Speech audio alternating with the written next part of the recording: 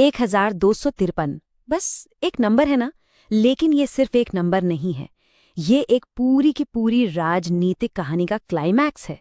एक ऐसी कहानी जो हमें बताती है कि लोकतंत्र में एक एक वोट का वजन क्या होता है।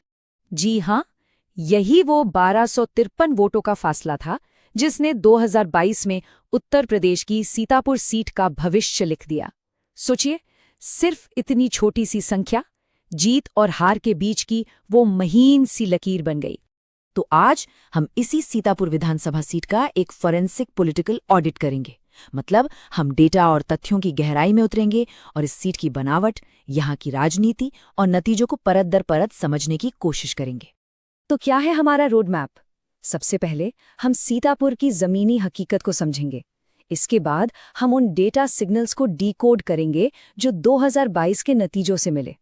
फिर हम देखेंगे कि ये करीबी मुकाबला अचानक हुआ या इसका कोई ऐतिहासिक पैटर्न है। हम ताकतों और व्यवस्था की चुनौतियों का विश्लेषण करेंगे और सबसे आखिर में इन सबसे सीखकर गवर्नेंस और विश्वास के लिए एक ठोस ब्लूप्रिंट पर बात करेंगे। तो चलिए शुरू करते हैं पहले पड़ाव से, सीतापुर की जमीनी हकीकत। देखिए, किसी भी जगह की राजनीति को समझना है ना, तो सबसे पहले वहां के लोगों को, वहां की मिट्टी को और उनके रोजमर्रा के दबावों को समझना पड़ता है। आंकड़े यहीं से निकलते हैं। तो ये है सीतापुर, उत्तर प्रदेश की एक ऐसी विधानसभा सीट जहां शहर और गांव दोनों का मिजाज मिलता है। और यहाँ लगभग 4 लाख वोटर हैं, 4 लाख लोग जो अपने इलाके का मुस्तकबिल तय करते हैं। अब यहाँ की सामाजिक बनावट को समझना बहुत जरूरी हो जाता है। आबादी को देखें तो करीब 71% हिंदू हैं और 28% मुस्लिम। जाहिर है, ये सामाजिक समीकरण यहाँ की राजनीति की एक अहम धुरी है। लेकिन राजनीति सिर्फ पहचान पर तो नहीं चलती। असली राजनीति तो लोगों के रोजमर्रा के मुद्दों पर चलती है। और सीतापुर में लोगों की कुछ बहुत गंभीर शिकायतें हैं, जैसे 48 लाख रुपए का स्कॉलरशिप घोटाला, 5.5 करोड़ की लागत से बनी पानी की टंकी का भर भराकर गिर जाना, करीब 56% बच्चों का कुपोषण का शिकार होना, और सबसे बड़ी चिंता, युवाओं के लिए नौकरियों की भारी कमी। ये सिर्फ आंकड़े नहीं हैं, ये वो असलियत है जिससे लोग हर रोज जूझते हैं। ये सीधे सीधे गवर्नेंस के फेलियर हैं जो जमीन पर दिखते हैं। तो अब आते हैं अपने दूसरे हिस्से पर। चलिए उन डेटा सिग्नल्स को देखते हैं जो बताते हैं कि 2022 का चुनाव बिल्कुल एक रेजर एज मुकाबला क्यों था। आखिर तक कांटे की टक्कर। 2022 के नतीजों में एक बात बिल्कुल साफ दिखती है, वोटों का जबरदस्त ध्रुवीकरण। देखिए, बीजेपी को मिले 42.72% वोट और समाजवादी पार्टी को मिले 42.18%। मतलब लगभग 85.5% वोट सिर्फ 2 पार्टियों में सिमट गए। चुनावी मैदान पूरी तरह से 2 खेमों में बंट चुका था। और जब आप इन प्रतिशतों को असल वोटों में देखते हैं तो कहानी और भी हैरान कर देती है। बीजेपी को मिले 99,349 वोट्स और सपा को 98,096। फर्क कितना?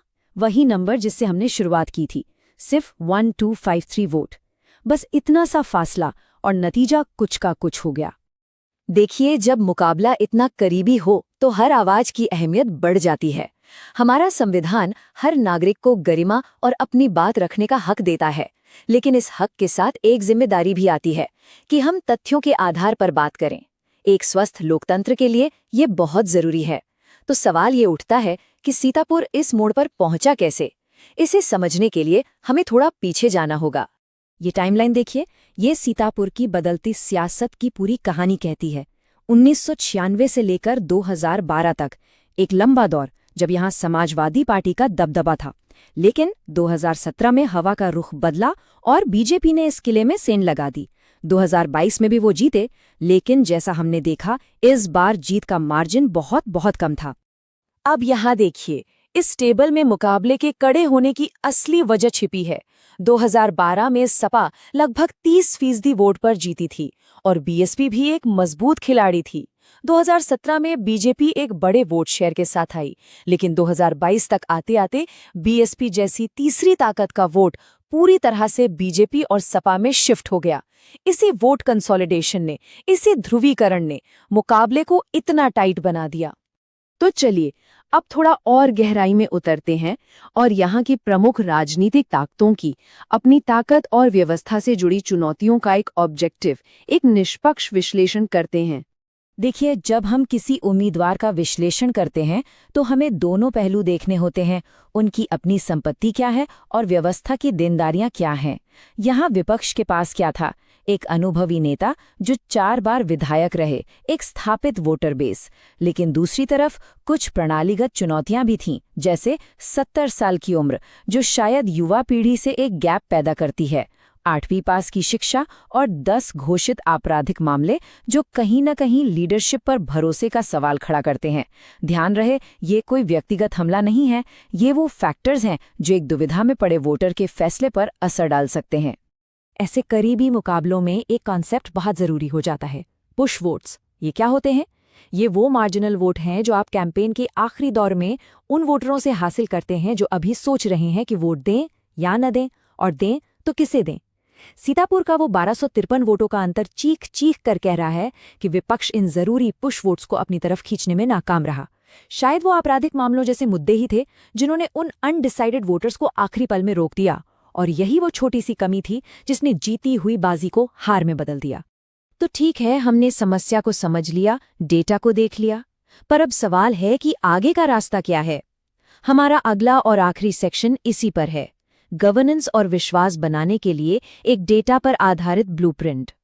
कैसे जमीन की शिकायतों को वोटों में बदला जा सकता है और फिर वोटों को असल काम में। तो ये रहा एक 3 स्टेप का strategic framework. Step 1, secure the core, मतलब अपने ऐतिहासिक ओबीसी मुस्लिम वोटर बेस को पूरी तरह से मोबिलाइज करें। स्टेप 2, एड्रेस गवर्नेंस गैप्स, वो जो स्कॉलरशिप घोटाला हुआ, जो पानी की टंकी गिरी, उन गवर्नेंस फेलियर्स को मुद्दा बनाइए और अर्न्ड वेलफेयर यानी हक की योजनाओं के चैंपियन बनिए। सिर्फ मुफ्त की चीजों की नहीं, बल्कि उन सुविधाओं की बात कीजिए जो जनता का हक है। और स्टेप 3, मॉडर्नाइज कम्युनिकेशन। आज के जमाने में युवाओं से उनकी जुबान में बात करनी होगी। व्हाट्सएप और इंस्टाग्राम जैसे डिजिटल टूल्स का इस्तेमाल करके उस जेनरेशनल गैप को भरना होगा। लेकिन याद रखिए, स्ट्रैटेजी सिर्फ चुनाव जीतने के लिए नहीं होती। भरोसा बनाने की इस प्रक्रिया में लोगों की निजी जानकारी का सम्मान करना बहुत जरूरी है। भारत का नया डेटा प्रोटेक्शन कानून भी इसी बात पर जोर देता है कि किसी भी नागरिक का डेटा उनकी सहमति के बिना इस्तेमाल नहीं किया जाना चाहिए। एक पारदर्शी और जवाबदेह राजनीति के लिए ये एक बुनियादी शर्त है। और ये सब हमें एक बहुत बड़े सवाल पर लाकर खड़ा कर देता है कि राजनीति में असली रिटर्न ऑन इन्वेस्टमेंट क्या है।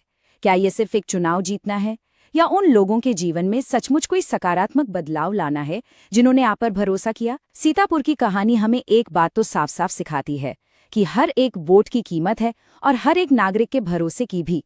अगर आप एक जन केंद्रित नेता बनना चाहते हैं और अपने निर्वाचन क्षेत्र का उत्थान करना चाहते हैं, तो blueprintstrategies.ai से mgr@blueprintstrategies.ai पर संपर्क करें या 08042041602 पर कॉल करें। Purpose beyond politics.